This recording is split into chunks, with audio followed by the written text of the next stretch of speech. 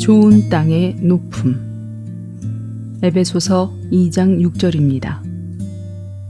또 하나님은 우리를 그리스도 예수님 안에서 그분과 함께 일으키시고 하늘들의 영역 안에 그분과 함께 앉히셨습니다. 부활하시고 승천하신 그리스도. 우리들 대부분은 가나안 땅이 고지라는 것을 알고 있습니다. 그것은 적어도 해발 600m에서 1200m나 됩니다. 가나안은 산들의 땅입니다. 신명기와 에스겔서에는 이스라엘 땅이 산이 많고 지대가 높은 곳이라고 말해주는 여러 구절이 있습니다. 이것은 그리스도의 어떤 면에 대한 이표입니까? 이 질문에 대답하려면 지도를 살펴보아야 합니다. 가나안 땅의 한 면에는 큰 바다인 지중해가 있고 다른 면에는 또 다른 바다인 사해가 있습니다. 이렇게 이 땅의 양면에 바다가 있습니다. 성경에서 바다는 죽음을 상징합니다. 이것은 그리스도를 둘러싼 것은 오직 죽음뿐이라는 것을 의미합니다. 그러나 이 죽음으로부터 무언가가 솟아올라 있습니다. 바로 그리스도는 죽은 사람들 가운데서 일으켜 주셨습니다. 그러므로 고지, 즉 산 위의 땅은 부활하시고 승천하신 그리스도의 예표입니다. 그리스도는 죽은 사람들로부터 부활하여 높이 승천한 분이십니다. 그분은 높은 산이십니다. 오순절날이 왔을 때 베드로는 11 사도와 함께 서 있었습니다. 한 어부, 한 작은 사람, 겉으로 볼 때 작고 초라한 사람인 베드로가 있었습니다. 그러나 그날 베드로가 예수님의 부활 승천을 선포하고 증언하기 위해 11 사도와 함께 일어섰을 때 그는 이 세상에 어떤 지위보다도 높은 위치에 있었습니다.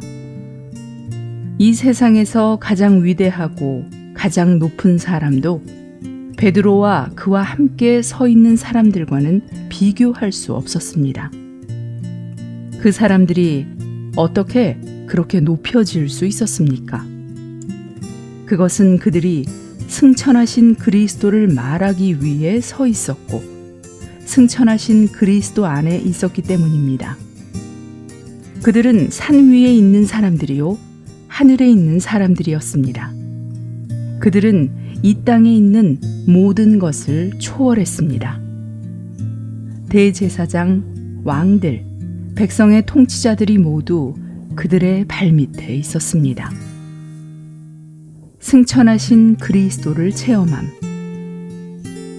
1943년 나는 주님의 일로 인하여 일본 헌병에 의해 투옥되었습니다. 그 당시 일본군은 중국 본토의 많은 지역을 점령했는데 내가 일하고 있던 도시는 그들의 점령하에 있었습니다. 감옥에 갇힌 동안 나는 거의 날마다 6시간 이상 신문을 받았습니다. 그것이 얼마나 무시무시한 상황이었는지 여러분은 상상할 수 없을 것입니다. 주님 외에는 내게 아무런 도움도 없었습니다. 그래서 기도하는 것 외에는 달리 도움받을 길이 없었습니다. 그들은 나를 독방에 가두었습니다. 나는 항상 기도하는 것 외에는 할 일이 없었습니다. 그러나 나는 기도하면 할수록 하늘에 있다는 사실을 더욱더 느끼게 되었다고 증언할 수 있습니다. 나는 감옥에 있는 것이 아니라 하늘에 있었습니다. 내가 관리들 앞에 신문을 받으러 끌려나갔을 때 나는 그들보다 훨씬 더 높다는 것을 느꼈습니다. 나는 그들 아래 있지 않고 그들 위에 있었습니다. 왜 그럽니까? 나는 승천하신 그리스도 안에 있었기 때문입니다. 감옥은 내게 아무것도 아니었고 그리스도께서 내게 모든 것이 되셨습니다. 그들의 모든 위협 가운데서도 나는 하늘에 살고 있었습니다. 3주 동안 나를 이런 식으로 다룬 후 그들은 내게서 아무런 죄를 찾아낼 수 없었습니다. 그들의 유일한 판결은 내가 미신적인 사람이라는 것이었습니다. 그들은 이 선생, 당신은 하나님에게 사로잡혔군 이라고 말했습니다. 어느 날 그들은 나를 조롱하려고 감옥에서 불러냈습니다.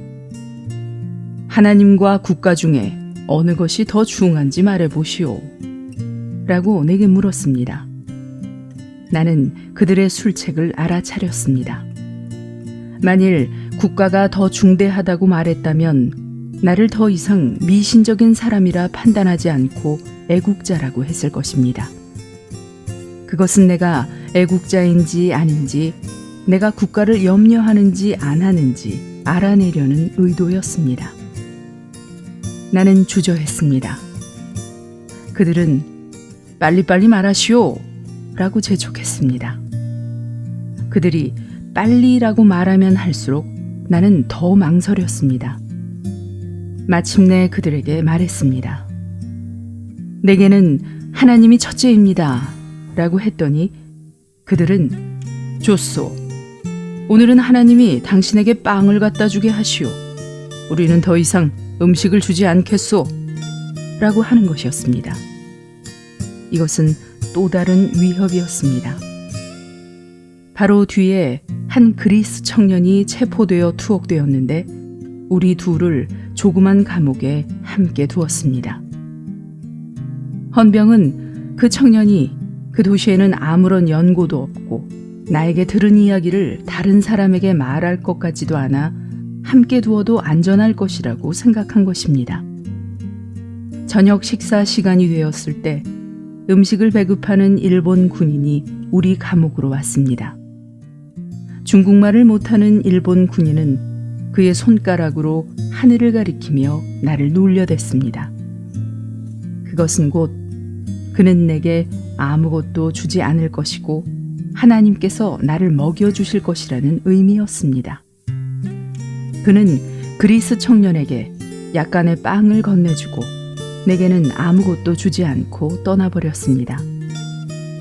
그가 나간 후에 그리스 청년은 나와 이야기하며 나의 상황에 대해 물었습니다. 나는 그에게 내 이야기를 다 해주었습니다. 그랬더니 그는 이 선생님, 저는 이 음식을 먹지 않겠습니다. 당신이 잡수십시오 라고 말했습니다. 나는 그렇지만 이것은 당신의 몫입니다 라고 했더니 그는 당신은 그리스도를 위하여 고통을 받고 있습니다. 내가 당신의 고통을 함께 나누어서는 안 된단 말입니까? 라고 하는 것이었습니다. 그러면서 억지로 빵을 먹게 하고 우유를 마시게 했습니다. 그 다음 날 그들은 또다시 나를 놀리려고 감옥에서 불러내어 물었습니다. 당신의 하나님이 당신에게 음식을 갖다 주셨소? 그렇습니다. 라고 나는 대답했습니다. 그들은 나에게 아무것도 할 수 없었습니다. 그들은 내가 하나님 외에는 아무것도 관심하지 않는 미신적인 사람일 뿐이라고 느꼈습니다. 그러더니 좋소. 우리가 이발사를 데려와서 이발을 시켜주고 식당에서 가져온 좋은 음식을 주겠소 라고 말하는 것이었습니다. 이것은 승천하신 그리스도를 체험한 것입니다. 우리는 승천하신 주님 안에 있습니다. 그분을 체험할 때 우리도 초월하게 되며 모든 것이 우리의 발 아래 있게 됩니다. 나는 감옥에서 석방된 후 곧 결핵을 심하게 앓게 되었습니다. 나는 6달 동안 꼼짝도 못하고 침대에 누워 있어야 했고 2년 반 동안이나 활동을 제한받았습니다. 외적으로 말하면 그때는 참으로 어두운 나날이었습니다. 그러나 여러분에게 말하고 싶은 것은 나는 기도할 때마다 침대에 있지 않고 하늘에 있다고 느꼈다는 것입니다. 극심하게 아팠지만 기도할 때 내가 병중에 있지 않고 훨씬 더 높은 하늘에 있다고 느꼈습니다. 투옥과 핍박, 빈곤과 질병이 있었지만 그러나 주님을 찬양합시다. 승천하신 주님, 초월하신 주님이 하늘에 이르는 나의 길이셨습니다. 성도들이여, 우리가 어떻게 하늘에 있을 수 있습니까? 다만 승천하신 그리스도 안에 있음으로써만 가능합니다. 이 오디오 메시지는 한국복음서원에서 출간한 만유를 포함한 그리스도 3장 내용입니다.